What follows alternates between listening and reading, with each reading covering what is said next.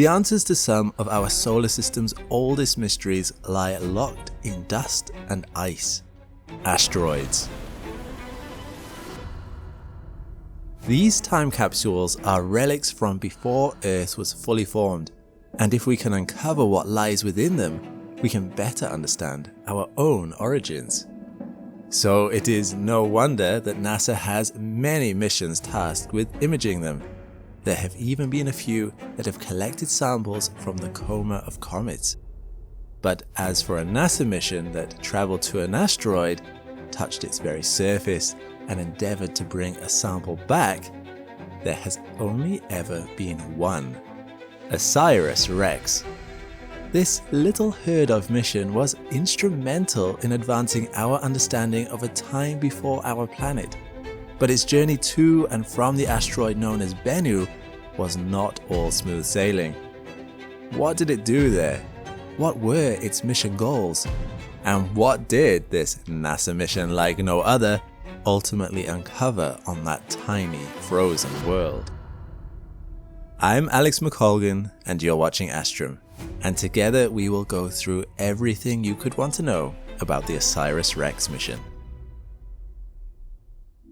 Let's start from the beginning. OSIRIS-REx is part of the New Frontiers NASA program along with Juno and New Horizons, which means it's part of a high pedigree if you've been following those other missions. It launched in September 2016 and arrived near Bennu on the 3rd of December 2018, where it began imaging the surface. But OSIRIS-REx is not just an imager.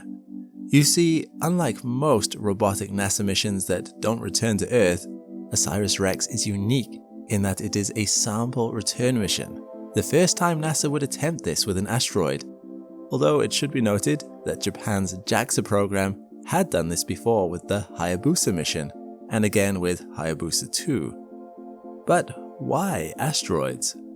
Apart from the curiosity factor, is there anything that actually makes asteroids special? Well, asteroids are remnants of some of the oldest objects in our solar system. They were there when everything was in the process of forming around the Sun. To this end, asteroids can tell us a lot about the formation of the solar system. They are the building blocks of planets and also potentially life. Asteroids could be the source of water on Earth, and they mysteriously contain organic materials like hydrocarbons and amino acids. Actual uncontaminated samples of asteroids will provide insights into this, enabling us to have a better understanding of the universe we live in. And tempting though it is, we cannot simply study the asteroids that come to us. While there are a lot of meteorites that land on the surface of Earth, and we have many samples, these meteorites pass through our atmosphere, heating up to incredible temperatures which alters the delicate materials in the meteorite. Upon impact, they are also then exposed to the surface of the Earth, making it hard for scientists to distinguish what was there from before and after the impact. A sample directly from an asteroid, protected in a box from contamination which occurs during the re-entry process, can give a much greater insight into the nature of asteroids than anything we have observed before. With this sample, scientists would be able to search for organic compounds like amino acids, hydrated materials like clays, and other substances that would otherwise be hard to detect. Bennu is an extremely old asteroid. It is thought to have been around since the birth of the solar system, and as such is a treasure trove of information about the solar system's formation, and maybe even the origins of life. So NASA reached a decision. While missions have photographed asteroids before, and have even collected stardust from the tails of comets, this was to be the first time a NASA spacecraft would ever travel to an asteroid to physically collect a sample from its surface. So, the stakes were high. NASA's goal was to collect a 60-gram sample of regolith and dust from Bennu's surface. It would do that by entering Bennu's orbit and slowly descending. It would be careful not to disturb or contaminate the asteroid's surface by using its thrusters, but would drift gently down, extending its long touch-and-go sample acquisition mechanism, or TAGSAM, as it did so. Then, at the moment it touched the surface of the asteroid, it would release a burst of nitrogen gas from its arm, kicking up dust and materials, which would be captured in its sampler. OSIRIS-REx would then return home with its sample. Interestingly, once it had collected the sample, OSIRIS would find out how much mass it has in a really clever way. It would do a spin to see the change in inertia with this added weight. If it wasn't able to collect enough samples, it would go in for another try. And so, OSIRIS-REx began its journey. Although Bennu is a near-Earth asteroid, it also took more than 2 years to get there. This is because Bennu does not orbit along the plane of Earth, and its gravity is incredibly weak, which means OSIRIS-REx had to slow down a lot, or it would have simply overshot its mark. Interestingly, the OSIRIS team had a pretty good idea of what Bennu would look like long before OSIRIS-REx even launched. This is because they used radar data to simulate what it would look like. As OSIRIS-REx approached Bennu, the images it sent back were progressively clearer and clearer, and the OSIRIS team saw that their predictions were surprisingly accurate. Eventually, it got to within 20 kilometers of the asteroid, and what it saw was amazing. This is an actual time-lapse of the Bennu asteroid as seen by OSIRIS-REx. If you compare the simulation to the actual photographs, it's amazing how accurate their predictions were. As you can see, it's not a particularly smooth asteroid, covered with rough regolith all over the surface. It reminds me a lot of the surface of another asteroid that was visited by the JAXA probe Hayabusa, the asteroid Itokawa, which was more like a clump of rubble than anything else. Bennu itself is about 500 meters in diameter, and has this weird spinning top-like shape. This could be because Bennu has a low gravity but a fast rotation, so regolith has accumulated there as the asteroid span. Bennu is a carbonaceous asteroid, but in the less common B-type classification. This puts it in the same category as the third biggest asteroid in the solar system, Pallas. And Bennu could even be the ejector from an early impact in Pallas's life. B-type carbonaceous also means it has a very low albedo, or that it doesn't reflect a lot of sunlight. Other tests showed that it could be an even rarer F-type asteroid instead, and as such, could have been part of the Polana family of asteroid, meaning it would have come from the 55-kilometer big asteroid Polana. In either case, its orbit has changed significantly through various processes and interactions to bring it close to the orbit of Earth. Speaking of its orbit, it is one of the most likely asteroids we know of that could impact Earth. Although, based on the most recent estimate in 2014, this won't happen until 2175, and even then, there is only a 1 in 2,700 chance of doing so. Before OSIRIS-REx went into orbit around Bennu, it first needed to see if there were any small moons or debris around the asteroid, so there wouldn't be any risk of a collision. It did this by going back and forth a few times around the asteroid, also getting a sense of the gravity of an object so small. Once the prime orbit had been located, OSIRIS-REx took up an initial orbit of roughly 1.75 kilometers above its surface. Interestingly, this means that Bennu was the smallest world ever to be orbited by a spacecraft. A 500-meter wide object like Bennu barely has any gravity at all, which means one orbit of Bennu took 62 hours at that altitude. However, orbiting Bennu was necessary to map its surface accurately. As the spacecraft orbited and the asteroid rotated, OSIRIS-REx was scanning the surface, creating the highest resolution map of any celestial body to date. Did OSIRIS-REx find anything interesting during its preliminary scans? Absolutely. OSIRIS-REx wasn't just taking photos of the asteroid, but it was also mapping the global properties, chemistry, and mineralogy of this primitive carbonaceous asteroid to characterize its geologic and dynamic history, to provide context for the return samples.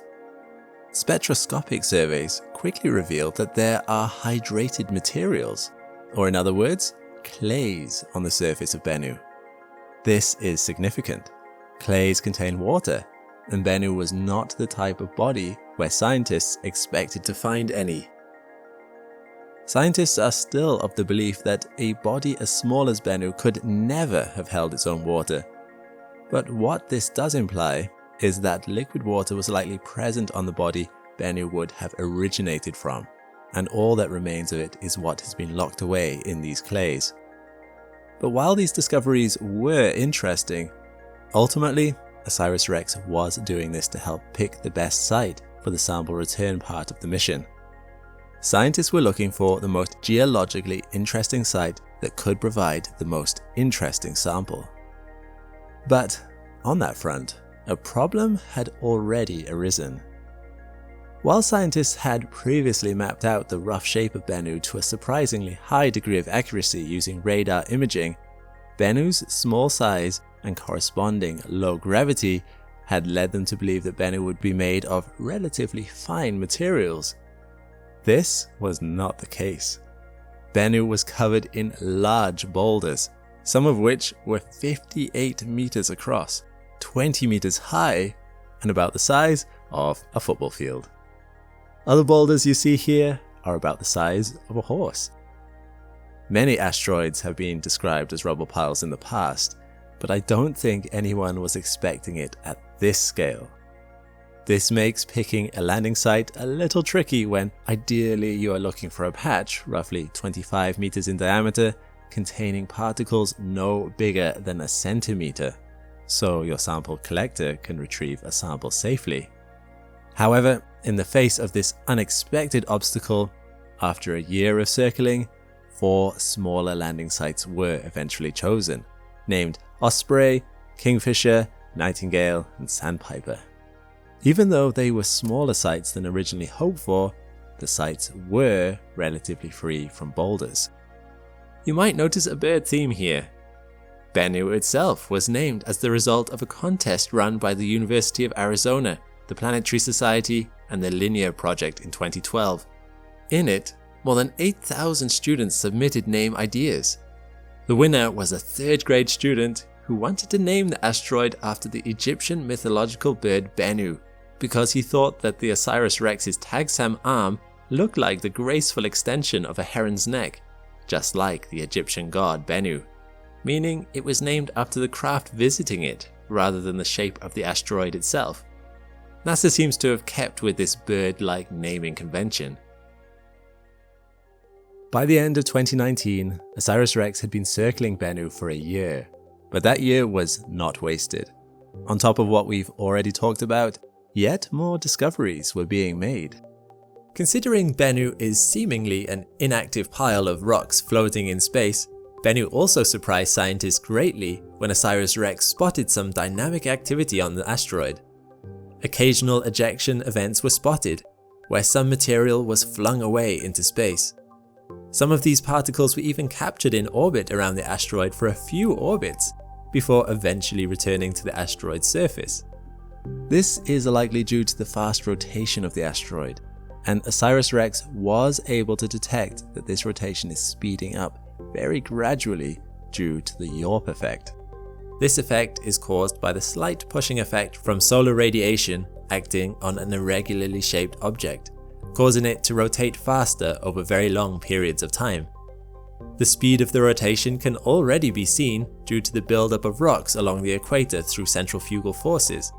If the rotation continues to speed up, then the asteroid might eventually disintegrate altogether when centrifugal forces overcome the gravity of the asteroid.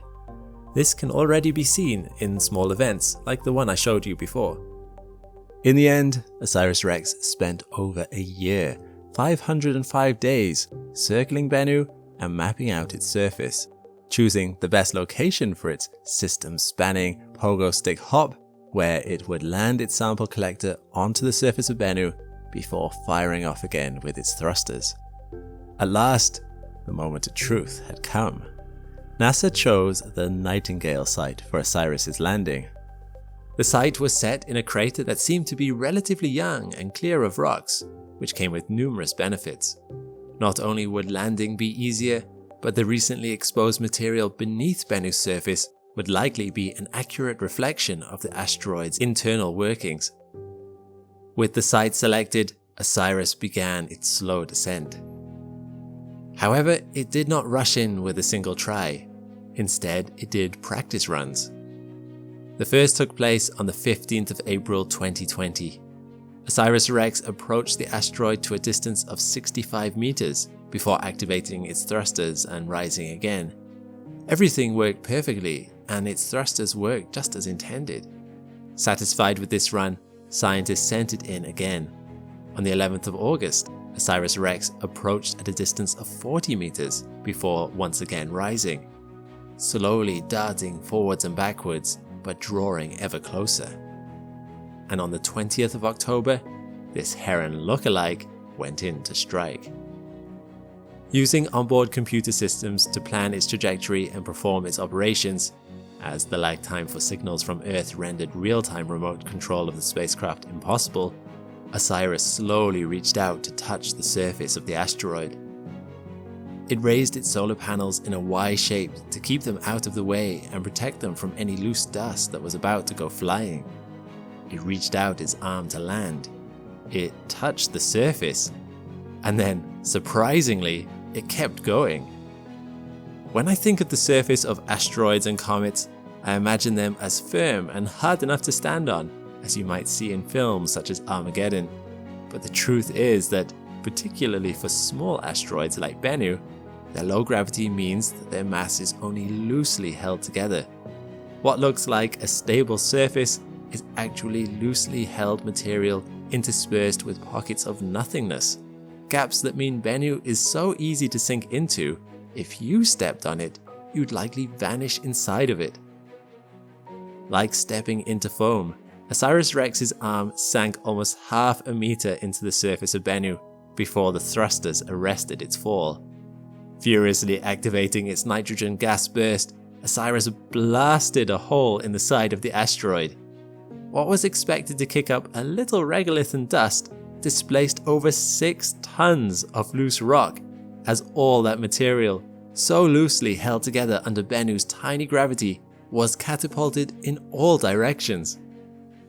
OSIRIS-REx's thrusters went into overdrive, burning the most they had ever burned on this trip to pull them away from the expanding cloud of dust. Of course, this was all pre-programmed. NASA had planned for this, although perhaps not to this extreme. OSIRIS-REx had just made a new massive crater in Bennu. Upon getting away from the asteroid's surface, OSIRIS-REx checked its haul. Remember, it had hoped for 60 grams of material. Instead, it found it had collected somewhere between 400 grams and over 1 kilogram of material. So much material had been collected that a rock got stuck in the flap that closed the sampler's head, causing some small amount of the material to get lost. However, OSIRIS-REx succeeded in transferring the sampler head to a sealed container built into it. Its mission had been a huge success. For a time, OSIRIS-REx stayed watching, flying over the asteroid to image it and see the outcome of what it had done. The surface of Bennu was different now. Even larger materials had moved far. Just look at how far this boulder was thrown, around 12 meters across Bennu's surface. However, OSIRIS-REx couldn't linger forever. Its sample needed to get back to Earth, and so, after performing one last flyby on April 7th, 2021, it began a long journey home. It had been a long time since OSIRIS-REx had left the Earth. 7 years of anticipation, space travel and data sample collection had passed since that first fateful launch. But after a 2 years and 4 months and 1.9 billion kilometer homecoming journey, OSIRIS-REx returned to Earth in September 2023. Or rather, it passed by Earth in order to return its special cargo. As the spacecraft reached a point about 100,000 kilometers away from our planet, it jettisoned the sample return capsule towards the atmosphere on the 24th of September. Then, OSIRIS-REx fired its thrusters to avoid itself colliding with Earth, and began a new mission, which we'll talk about later. This calculated maneuver had to happen within a narrow window of time and at just the right angle in order for the return capsule to hit its target of about 600 square kilometers in a Utah desert in the western United States. That's roughly the size of the city of Chicago, or the size of the Isle of Man. As the capsule hurtled towards Earth at a top speed of 43,000 kilometers per hour, it became the second fastest human-made object to enter Earth's atmosphere, only 3,000 kilometers per hour slower than NASA's Stardust return capsule, and enduring an astounding 32 G-forces, or 32 times the acceleration due to Earth's gravity. To put this into context, standing on Earth you receive 1 G, and a typical person would lose consciousness with about 4 to 5 vertical Gs. Today's astronauts experience about 3 Gs during launch, and for very short periods of time, a fighter pilot may be able to withstand up to 8 or 9 Gs with the help of a specialized suit and training to increase their tolerance. It's almost unfathomable to imagine the 32 Gs the return capsule was built to withstand. The scalding hot capsule streaked through the atmosphere, reaching peak temperatures of around 2,700 degrees Celsius, which is about half as hot as the surface of the Sun, allowing ground-based infrared trackers to monitor its progress. Inside the capsule, the 120-gram sample from Asteroid Bennu was protected from these extreme temperatures thanks to an advanced thermal protection system called PICA, or Phenolic Impregnated Carbon Ablator, which removed more than 99% of the kinetic energy of the vehicle and kept the sample below 75 degrees Celsius. PICA is a type of ablative heat shield which works by using a protective layer on the outside of a spacecraft to safeguard it during re-entry. Because the spacecraft experiences extreme friction on its way down through the atmosphere, it generates immense heat. As the temperature of the shield heats up, it burns away its outer layer in a process called ablation. During this process, the heat shield melts and vaporizes, and those gases carry the heat away from the spacecraft.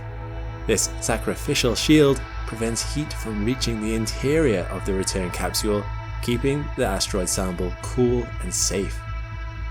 A couple of minutes after re-entry, the capsule decelerated enough to release the first of 2 parachutes, which helped to stabilize it for the remainder of its trip to the surface.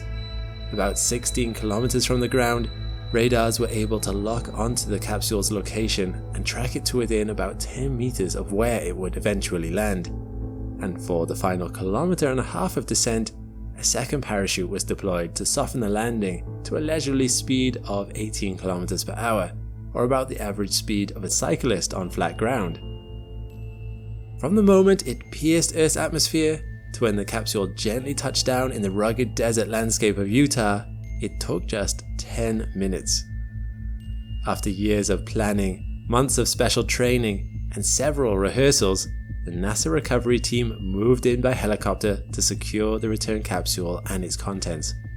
To ensure the sample was not exposed to Earth's environment, the capsule remained closed until after it had been moved to a clean room and decontaminated.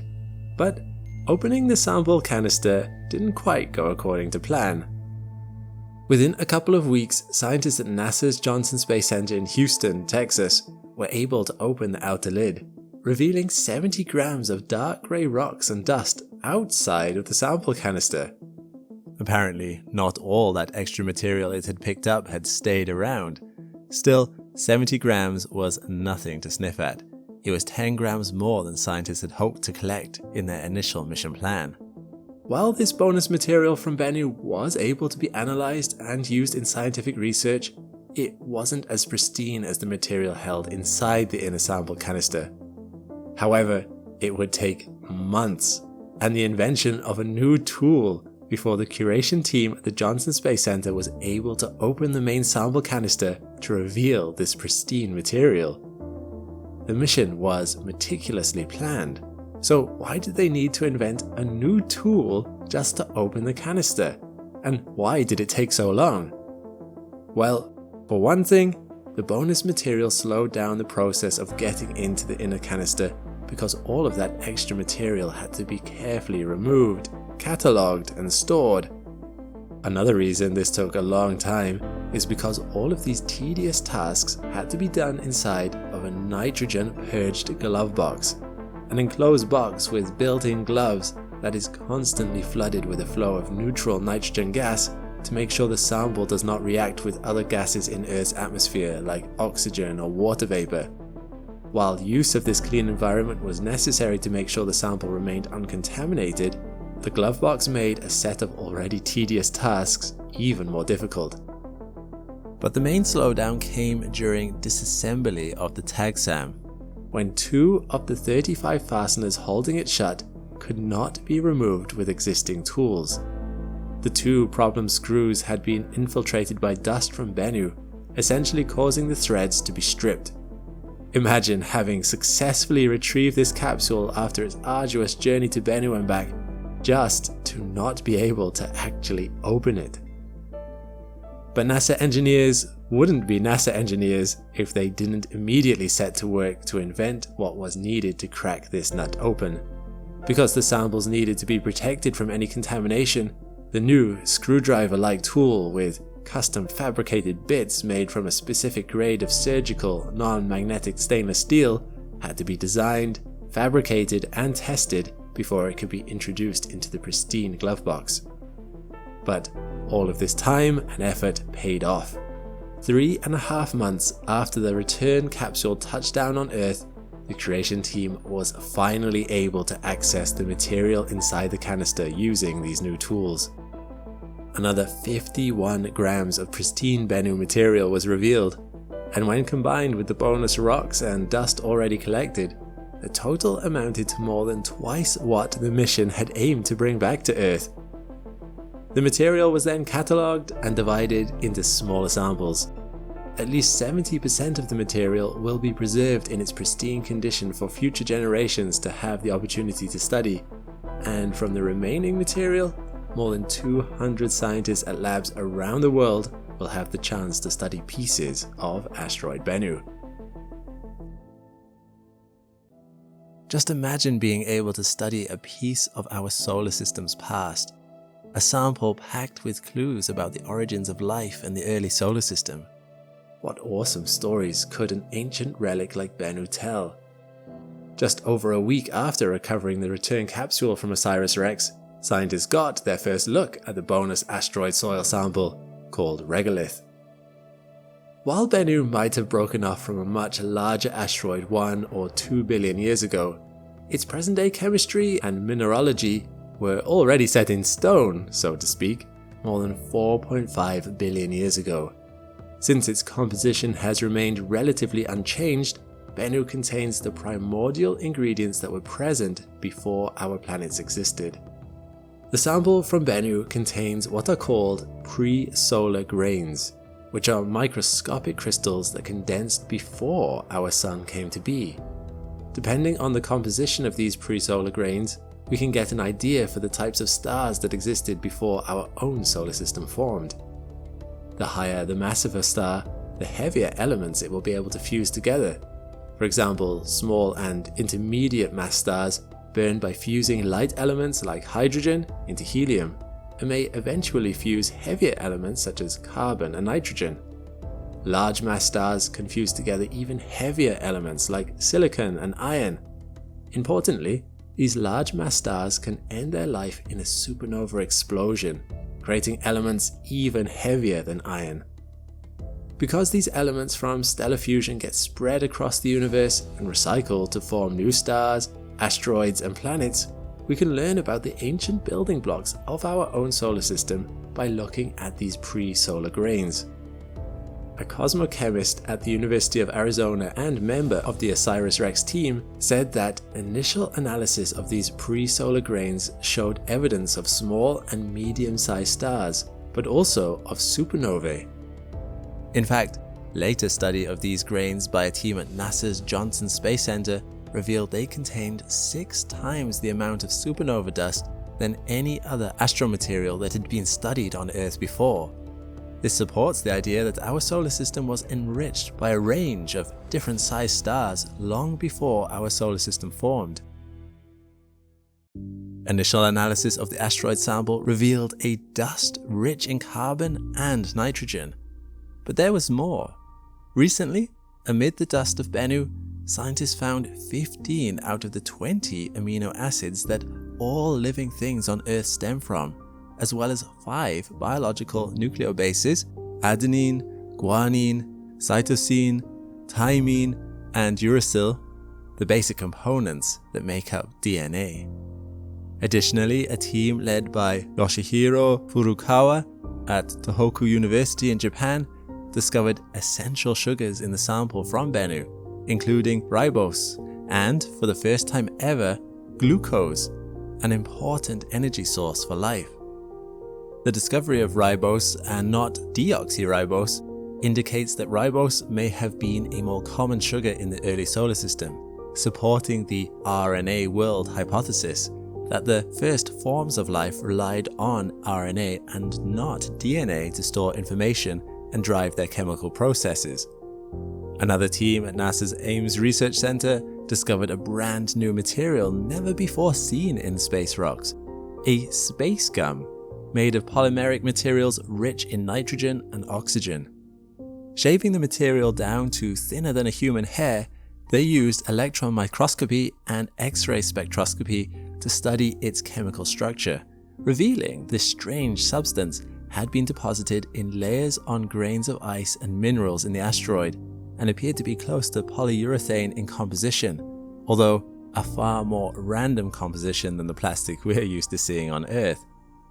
Complex molecules like these may have provided some of the precursors for triggering life on Earth, and finding them on an extraterrestrial asteroid like Bennu is like gold dust for scientists studying how life began and whether it might exist beyond the reaches of Earth. These delicate, complex molecular structures represent a fascinating find, proving that the building blocks of life were widespread across the solar system. But they also showcase the value of this gentler sample collection strategy. They would not have survived a fiery atmospheric re-entry, so it was only by being brought here by OSIRIS that we could prove the early solar system contained so many of these vital compounds. NASA's OSIRIS-REx science team also once again found evidence of water in Bennu's past, in the form of water-bearing clay minerals in the sample. These clay minerals confirmed what scientists had previously observed in spectroscopic surveys of Bennu, as we mentioned earlier. They indicated that Bennu may have originated from a larger body that once contained water. But how did these ingredients of life form on such a seemingly barren asteroid? And why is there evidence of water? As it turns out, these essential ingredients of life are actually abundant throughout the universe. Planetary scientists and astronomers have identified organic compounds across our solar system, throughout the Milky Way galaxy, and even in interstellar space. We find these compounds in asteroids and meteorites, on moons, in nebulae across the galaxy, and beyond. All it takes for these simple building blocks of life to form is a combination of oxygen, carbon, and nitrogen, which are the 3rd, 4th, and 5th most abundant elements in the universe by number of atoms respectively. These elements are created inside of stars, and remnants from those ancient stars are spread across the universe. We are made of star stuff, and from what we've learned, the stuff of life is abundant. But the presence of amino acids and other organic compounds doesn't mean that life ever arose in those places.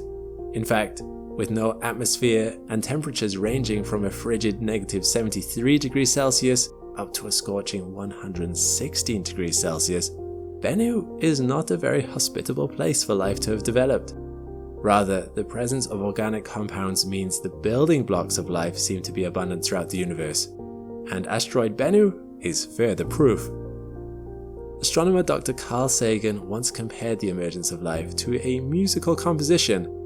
The organic compounds on Bennu are like a collection of unorganized musical notes that do not yet create the music itself.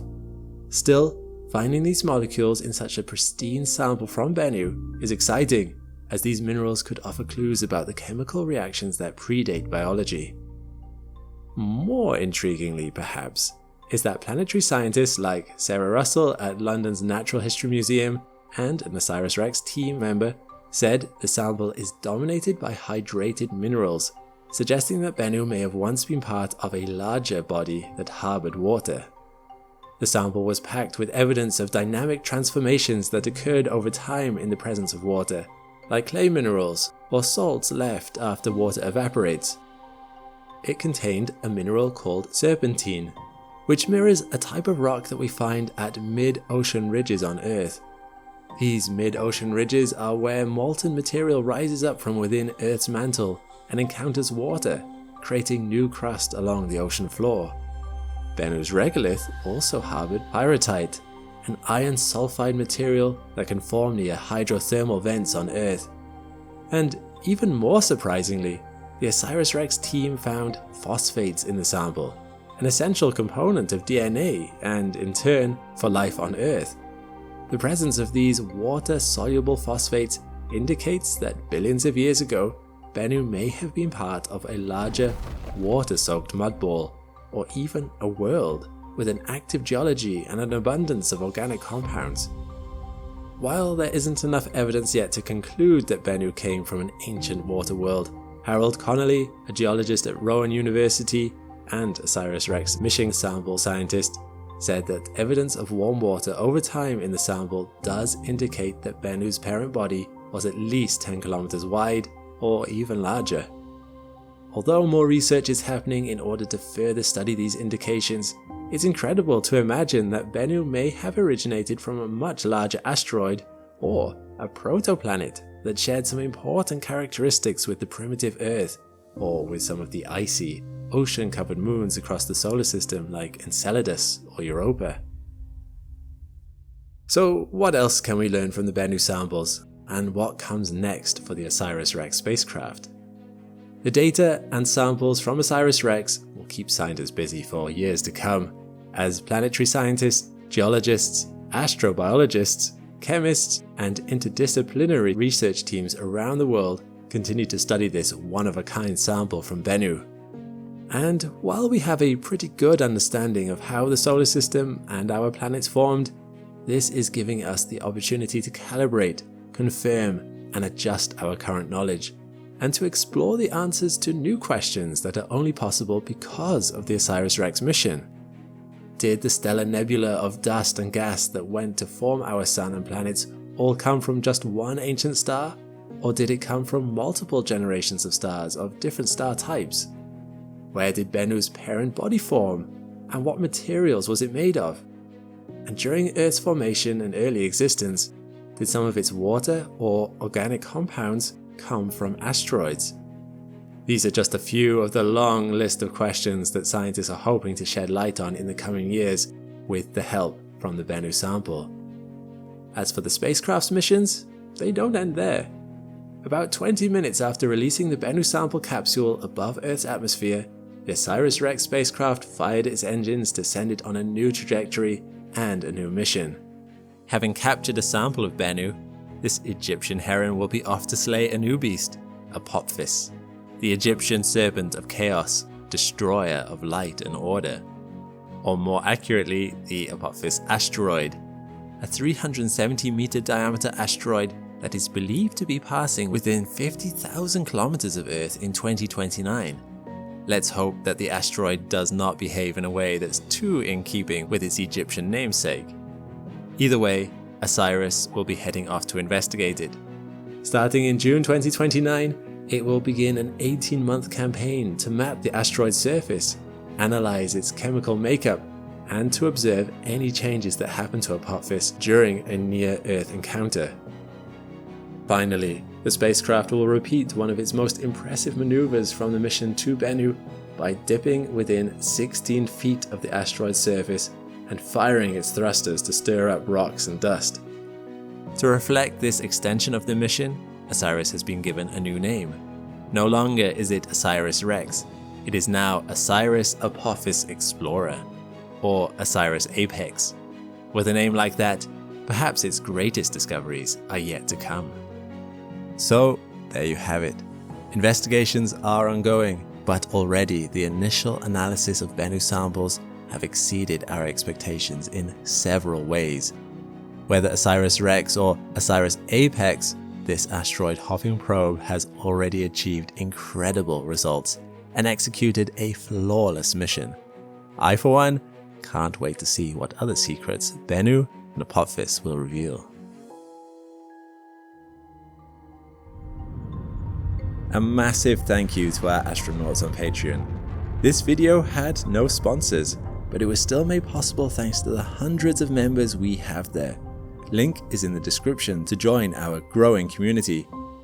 Patreon is where Astrum truly takes shape, a place for people who love space, who want to see these videos keep improving and reaching more curious minds. Every new member keeps the channel focused on what really matters, making the complexity of space available to everyone. If you enjoy what we do, come join the Astrum community today.